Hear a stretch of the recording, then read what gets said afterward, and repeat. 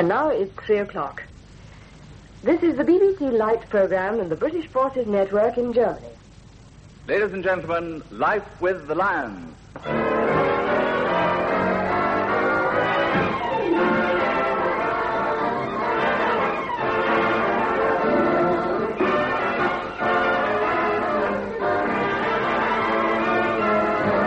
And now we'd like you to meet the Lyon family. I'm Richard Lyon. I'm Barbara Lyon. I'm Ben Lyon. And I'm Baby Daniels Lyon.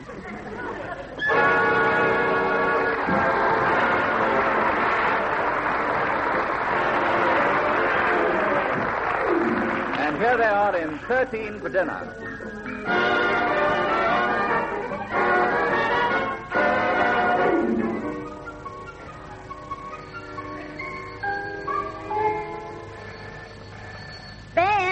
Ben, will you answer the phone? Oh, baby, I'm busy. Barbara, answer the phone. Oh, Daddy, I'm studying my new play. Richard, you answer the phone. Can't you see I'm waxing the floor?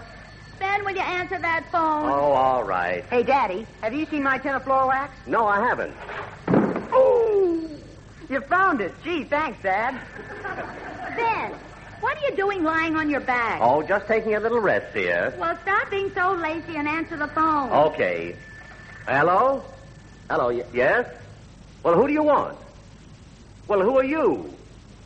Guy Fawkes? Oh, Freddie Fox. Oh, I didn't recognize your voice, sir. Yes, sir. Yes, sir, I'll attend to that first thing Monday morning, sir. Oh, you haven't forgotten we're giving a little dinner party in your honor tonight, have you, Mr. Fox? Oh, no, not at all. No, it's a great pleasure. No, sir. Oh, we're not dressing, Mr. Fox, and it's 8 o'clock. Goodbye, sir. Was that your boss, Dad? Yes, he's coming tonight. Gee, I hope everything's going to be all right. Oh, stop worrying. Well, I can't help it. Oh, baby, you're sure the new cook's going to be here in time? Of course I'm sure, and I'll certainly be glad to see her. Running this house is just too much. Sweeping and dusting and cooking, it tears you down. It does? Well, look at you. You're all worn out. Oh, I do look proper poorly, don't I? Mother, if worse comes to worse and the new cook doesn't arrive, how are we going to feed our guests? Well, I'll just have to cook the dinner myself. Oh, Mother, you can't do that to our friends. Richard, that's unfair. Mother's a wonderful cook, isn't she, Daddy? Oh, she certainly is, Barbara. Every time I think of your mother's cooking, I get sentimental. I get a lump in my throat. That wasn't funny. Oh, I was only joking, honey. You cook a wonderful salad. Ben.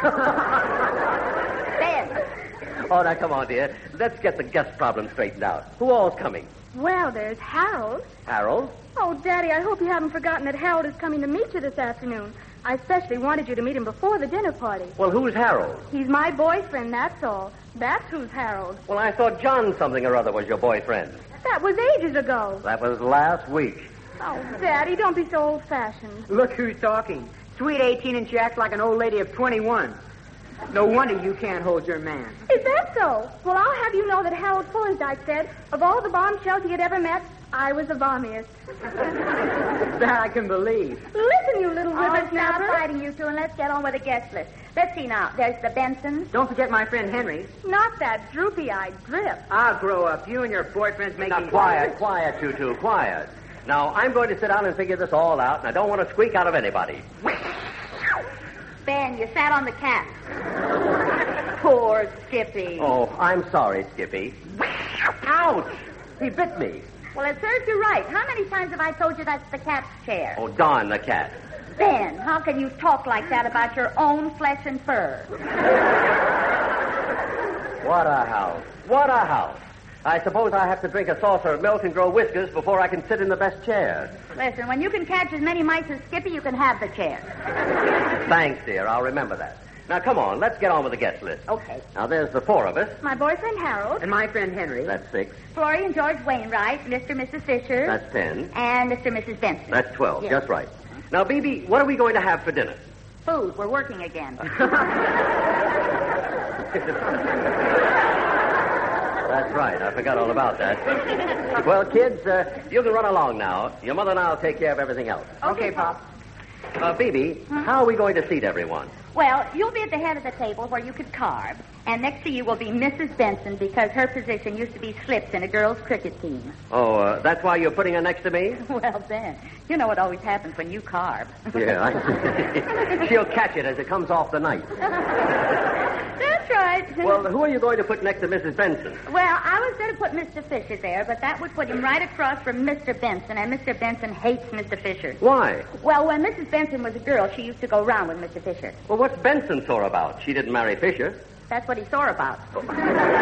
Then why don't you put Mrs. Fisher across from Mrs. Benson? They hate each other, too. Well, that complicates your seating arrangement. Say, how about putting your guest of honor, Mr. Fox, across from Mr. Benson? Why, of course. Yes. I'll put him next. Hey, wait a minute. I forgot to put him on the list. He makes 13. Oh, 13. Well, then I'll just have to borrow another. 13?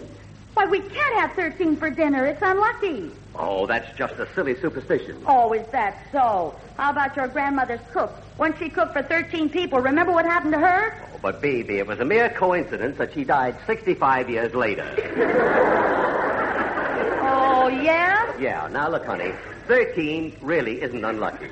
Why, the greatest thing that ever happened to me happened when I was 13. Oh, Ben, you were older than that when you married me. Not mentally. Now, let's forget about the whole thing. I wouldn't want this new cook to think my wife was superstitious. You're too sensible a girl. I am? Yes, and too intelligent a girl.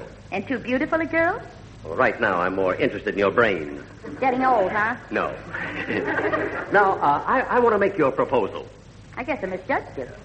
No, Bibi, you remember that dinner dress I wouldn't let you buy? Yes? Well, if you forget about this superstitious nonsense, you can buy it and wear it to the dinner tonight. All right, dear. If it means that much to you, I'll give in, but I won't wear the dress. Why? It's all wrinkled. I forgot to take it out of the box.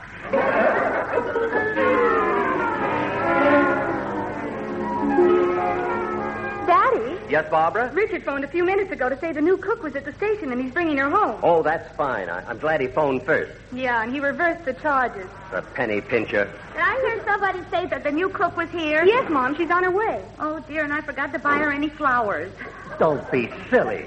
Look, here comes Richard with a new cook now. This way, please. Thank you. Oh, Mother, this is Mrs. Agnes McDonald, and Pop, the taxi cost me 2 and 6. Oh, I'm delighted to meet you, Mrs. McDonald. Stop curtsying, Bibi. Oh, just call me Aggie, ma'am. Oh, thank you, Aggie, ma'am. Aggie, ma'am, this is Mr. Lyons. Oh, you didn't tell me your father was living with you.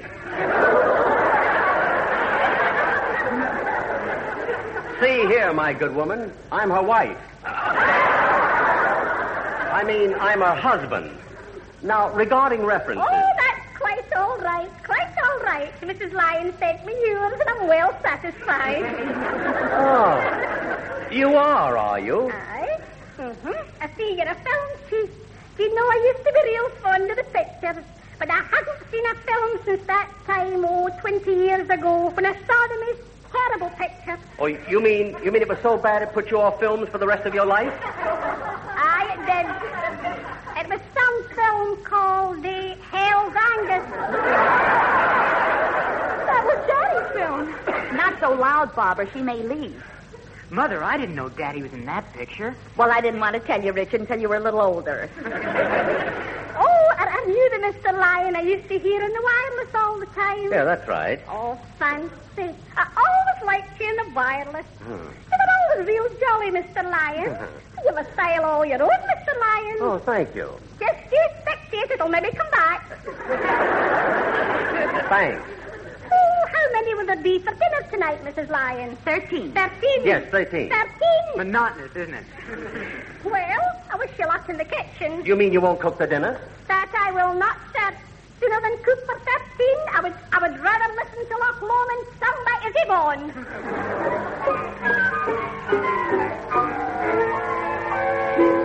Hey, Barbara, has the new cook left yet? No, but she definitely won't cook dinner for 13. So we've just got to get rid of somebody. You know, we wouldn't be in this mess if you weren't always inviting your boyfriends over for a free meal. Don't you dare talk about Harold Forsythe like that. He's different. You mean he doesn't eat? Why, you little plebeian, you. How Now, dare stop you? it, kid. Stop it. Haven't I got enough on my mind without you two quarreling? Sorry, Ma. Richard, you better run along and do your homework. Okay, Ma. Barbara, dear. Yes, Mother? Remember yesterday when I asked you to iron my dress? Yes. Well, now it's your turn to do me a favor. All right, Mother. You think you can get rid of Harold Forsythe? You know, so we won't have 13 for dinner. Mother, that wouldn't be fair. If you do, I'll give you a treat. You can borrow my nylons. That's no treat. I'm already wearing them. Oh, well, you can wear them tonight with my permission and my new blue dress. I can? Mm-hmm. No, it wouldn't be fair to Harold. Gee, that must be Harold now. I'm going upstairs to freshen up. I'll come with you. Oh, Ben, answer the door. It's for you. I'm not expecting anyone. So what? Your mother wasn't expecting a boy either. Barbara, how would you like to borrow Daddy's car when the cook isn't using it? Gee, Mom, that's peachy keen. Oh, keep your shirt on. I'm coming. Oh, hello there. Hello, I'm Harold Forsythe. Are you Mr. Lyons? That's right. Won't you come in? I am in. Well, won't you sit down? No, thanks. I'm not tired. I say, you certainly have a beautiful house here. Well, thank you. Oh, Barbara will be down in a minute. Here's her mother. Well, I guess this is Harold. That's right, Mrs. Lyons. I say, you certainly have a beautiful house here. Well, thank you. Here's Barbara now. I think she has something she wants to talk to you about. Come on, Ben. We'll go out and make some lemonade. I'm not thirsty. Ben. Out. Hi, Harold. Good afternoon, Barbara. I say, you certainly have a beautiful house here. Oh, thank you. You want to sit down? Oh, thanks awfully. Oh, That's the cat's chair. oh, I thought it was soft. Hi there. How'd you do? I'm Richard. Say, how'd you like to see some pictures of Barbara when she was 6 days old? They'll make you sick. Oh, just don't pay any attention to him. Get lost, Richard. I say, I think he's awfully amusing. Well, he isn't. I am, too. Richard, Mother's calling you. I don't hear her. You don't? Hey, Mom. Yes, Barbara? Call Richard, will you? Or I can't fix that up for you. Oh, Richard, come and help your father help me squeeze the lemon. What for? For about 15 minutes. Okay. See you later, Harold. I'm certainly looking forward to the party tonight, Barbara. Well, I'm afraid it isn't going to be much of a party. Oh? Why? What do you mean? Well, you see, Mother's a strict vegetarian. The main dish tonight will be raw carrots served with potato peelings dipped in mustard. Whizzo, my favorite dish. It can't be. It just can't be. Now, wait a minute. Let's be frank, Barbara. I have a vague feeling that you're not keen on my coming to dinner. Oh, Harold, how can you say that? Oh, then I apologize. I'm sorry. Well, if you're going to be rude about it, I certainly don't want you to come. In fact, now that I think of it, I wouldn't have you come to dinner at any price. Do you understand? I don't want you. Oh, so you don't want me to come to a party. All right. I can take a hint. Goodbye. Hi, gorgeous. What's eating you? Nothing at all. But maybe you'd like to know that through my great sacrifice, I've gotten the family out of its difficulties. Well, aren't you the little wonder? What have you done? I've just canceled Harold Forsythe's invitation to the party. Now there'll only be 12 for dinner. Well, pin a rose on you. Perhaps you'd like to know that Mrs. Wainwright just rang up to say she's bringing her nephew to the party. Gee, 13 again.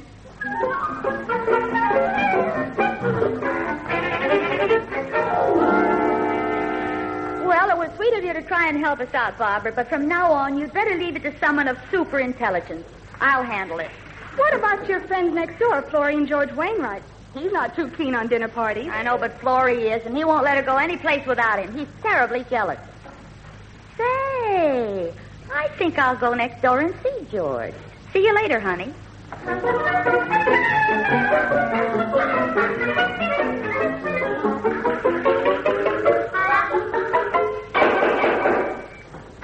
Well, Phoebe, come in. Hello, George. Is Florrie home? No, she's gone shopping. Didn't think I'd see you till dinner tonight. Oh, then you're both coming. Oh, of course we are. After all, what would your dinner party be without the Wainwright? 11. Yes, I mean, what would it be? Well, don't you worry. Florrie and I'll be there. Oh, I'm so glad Florrie is coming. That will make Joe Benson so happy. Joe Benson? Oh, don't you know about Joe and Florrie? Oh, well, see you tonight, George. Wait a minute, Phoebe. Huh? What about Joe and Florrie? Oh, it's only a rumor, and you know what rumors are. They're only right about 99 times out of 100. Well, see you tonight. Just a minute, Phoebe. Do you mean to tell me this Joe Benson is chasing after my Florrie? Oh, don't worry. Florrie isn't interested in him yet. What do you mean, yet? Oh, nothing. Only everybody says Joe Benson has broken up more couples than a Hyde Park policeman. Well, I'll see you tonight, George. We are not coming to dinner tonight. You're not? I should say not. My nephew will be there, but not us. And thanks for telling me all this. Oh, you're welcome. Thank you for listening to all this.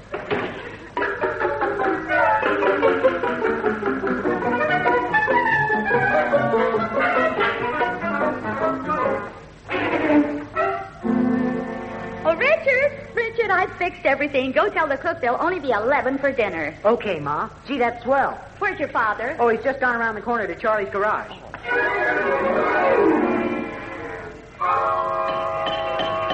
Hey, is Charlie here? No, Charlie's away on holiday. I'm running the garage for him while he's gone. My name's Wimple. Oh, my name's Lyons. Well, I'm sorry Charlie isn't here. I just dropped by to invite him to dinner tonight. I eat. Well, fine. How about you coming to dinner? My wife eats, too. Well, I'm sorry. Of course, bring your wife along. We'd love to have her. I'd love to give it to you. Well, see you tonight. Oh, by the way, we live just around the corner, the first house with the blue door. Okie doke. Now, what time should we tootle around? Oh, about 8. Oh, and listen, Wimple, nobody's dressing. Blimey. One of the real Hollywood dudes, eh? Well, I'll see you later. Okie doke. Yo, baby, I'm home. Oh, Ben, I got the most wonderful news for you. We aren't having 13 for dinner. Oh, I know, but who told you? What do you mean, who told me? I fixed it. The Wainwrights aren't coming, so we're 11. Holy smoke. I invited the new garage man, Mr. Wimple, and his wife. That makes 13 again. Yeah. I'll see you later. I'll see you later.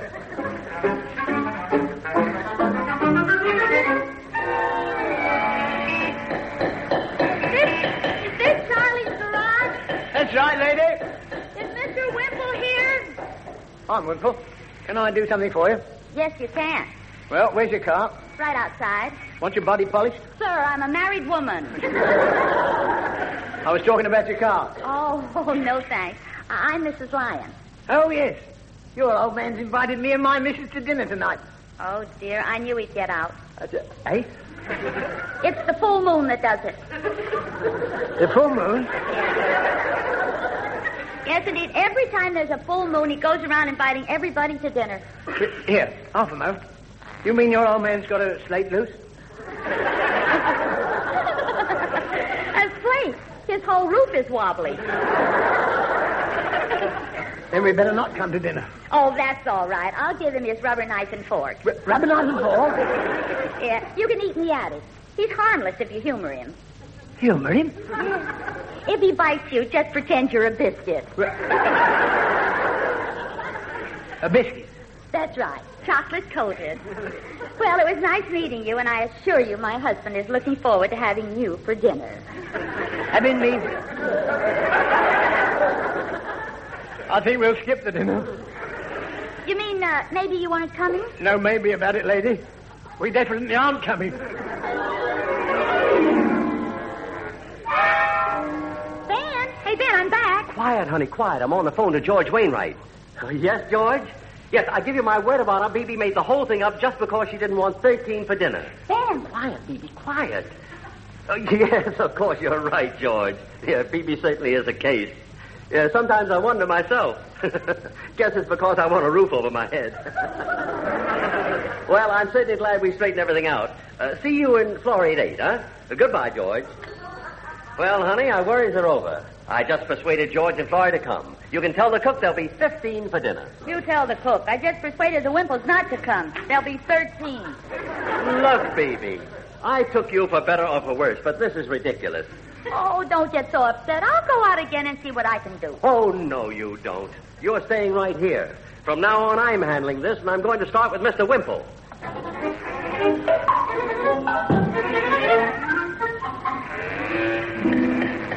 Oh, Mr. Wimple?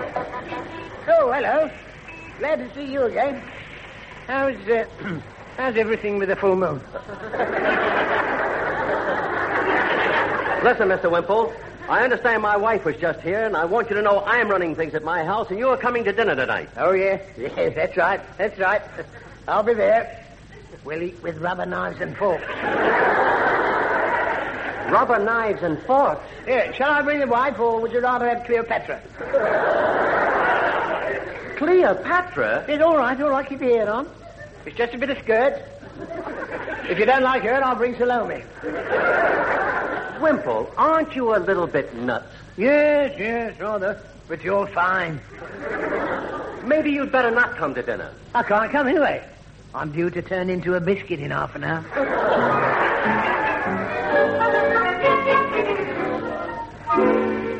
Well, Ben, how did you make out? Oh, I didn't. We're still 13. Oh, there must be someone in London who'd be glad to get a free meal. How about Vic Oliver? Yes. How about Vic? Oh, I tried him, but it's a baby's night out and he has to stay home with the nurse. Hey, Pops, I could try and make things up with Barbara's boyfriend, Harold Forsythe. Oh, no, Richard. Anything but him. Ben, this is an emergency. Go get him, Richard. Okay, but Forsythe hasn't a phone, so it'll cost me at least 2 shillings in fares. Oh, all right, son. Here's the 2 shillings. And, Pop, this was the day I was going to do the gardening. You always give me 2 and 6 for that, don't you? Yes. Well, do you think it would be fair for me to lose a 2 and 6 on account of Forsythe? Okay, son. Okay. Here's the 2 and 6. Thanks, Pop. I'll go get my coat. You know, B.B., sometimes I think we made a grave mistake introducing Richard to Jack Benny. You're so right. Well, so long. Maybe you better take Barbara with you. Can't. She's at the hairdresser's getting uglied up. See you later. Oh, just a minute. Isn't that my coat? Yeah, I think it is. What do you mean you think it is? Oh, I didn't think you'd care. It's pretty old. Old or not, there's a lot of sentiment attached to that coat. I bought it when I first met your mother. You remember, B.B.? I wore that coat morning, noon, and night. You couldn't take it off. You pawned your suit to buy it. Well, nevertheless, I don't want him wearing it. You can take off my sweater and my tie, too. Okay, Pop.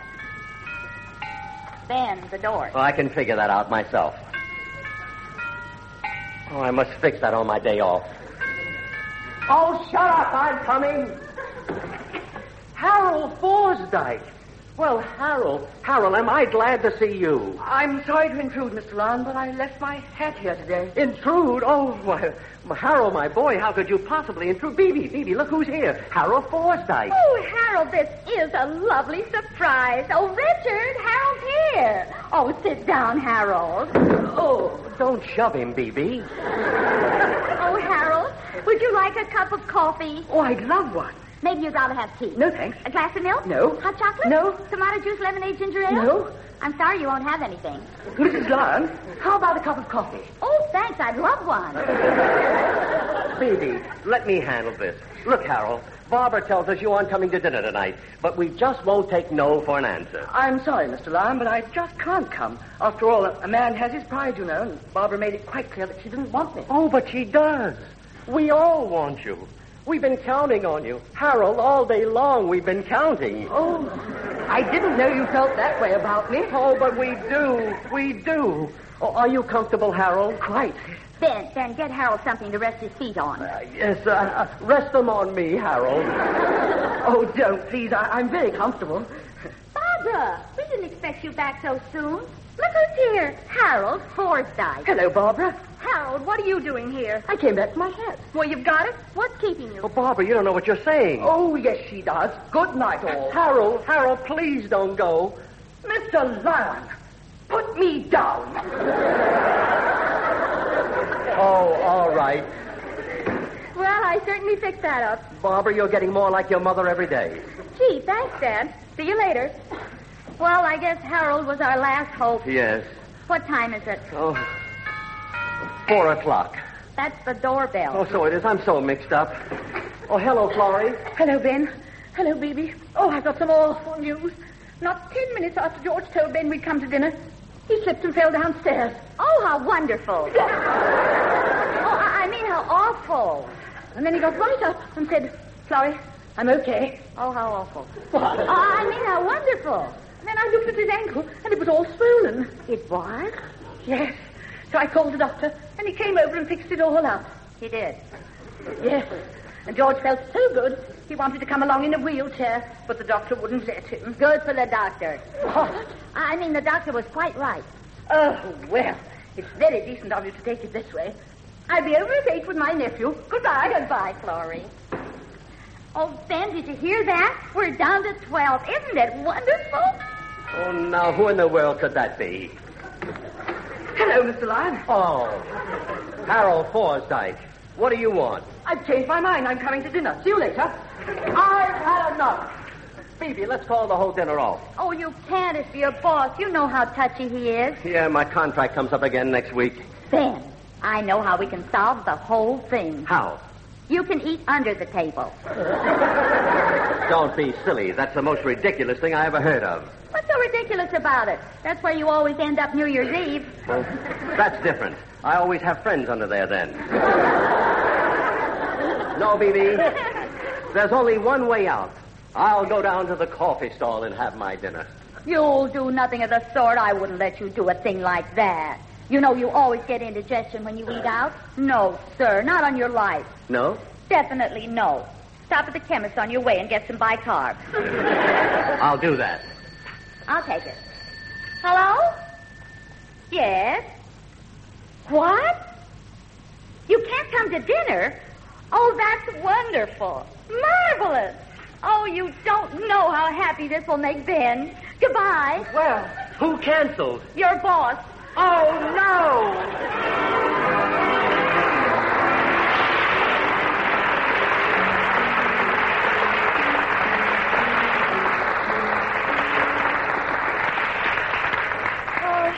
Wasn't it a lovely party, Ben? Oh, it certainly was, Bibi. Oh, Pop, I tipped the taxi driver sixpence. I forgot to ask you for it. Oh, you must be slipping, son. Good night, Daddy. Night, Mom. Oh, Barbara, is everything all right with you and Harold? Harold who? Oh, no. Wait a minute. Good night, Good dear. night, good night.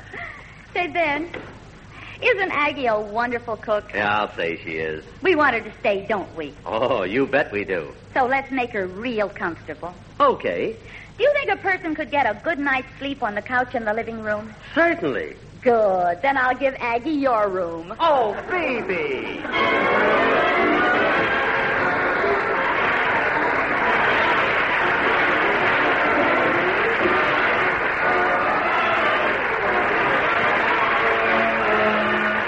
That was Phoebe Daniels and Ben Lyon with their two children, Barbara and Richard, in Life with the Lions. Also taking part were Molly Ware, Doris Rogers, Ian Sadler, David Enders, and Horace Percival. The dance orchestra was conducted by Stanley Black, and the incidental music was by Arthur Wilkinson. The script was by Phoebe Daniels, Bob Block, and Bill Harding, and the production by Tom Ronald. Ben Lyon appears by permission of 20th Century Fox.